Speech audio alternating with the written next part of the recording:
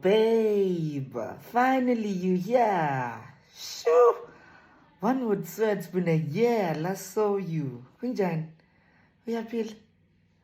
Kuye evula izandla bangane qeda uphela umqabulo esiphongweni. You look good, I must say. Emthatha phansi enyuka naye. Akhophozela umazwi wakhe. Mandinishiya, owami umsebenzi uqetyiwe ke ngoku. Umbalula. Thanks MV. Upheli ekhipha 20 opondo noponda abahlanu enikeza umbalula. Uthibuko ngave ngisizile. Aphendukele kumazwi wakhe. Babe, your phone was off. Ngena la. Emfaka ngaphambi kwakhe. Ngiyazi. Kuzothi umlilo elahleni kanti ke phela thina siwuphehle edolobheni kuphela njengoba ugesi ungakafiki nje ngakithi. Ngicabangile lokho. Kube ngcono ke kodwa ukuthi liphele sewuyitholile imessage ukuthi niyabhalisa namhlanje. Upheli efaka isandla ekhwapheni sikamazwi wakhe wena wabona abantu betenda bexhagene ekhwapheni bakhe.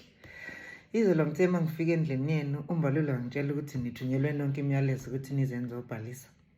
Ncekisa ikhanda lakhe ngalweni kamazwi wakhe yona le afake kuyisandla ekhwapheni. Ujabule kubona ngisho obukayo nje ukuthi hey izothandweni lentokazi. Ungitshelile ukuthi ubufikile endlini. He did. Upheli emdedela ephendukela ngaphambili embuke. But why? It was meant to be a surprise, Mazwi. Hayi ngiyabona kumbaki siyabona ke enikinika ndokwengane etetemayo. Kodwa ke no train smash uvela uzoyibona anyway. Bengifuna nje ukwamukela ngendlela ekhethekile eThekwini emveni kwamaholiday amade sakhe ekhaya. You know ngikhiphe nje siyodla ngaphandle emveni kwaloko ngikuvala amehlo uma sesiyongena endlini ngize ngikuvula uma sesiseduze kombhede wa that kind of stuff nje. Ngiyabonga kakhulu ngokungimela la yini. Babe, if it's not me, ubani ubengabuya yenza? Ambheke emehlweni amamatheka.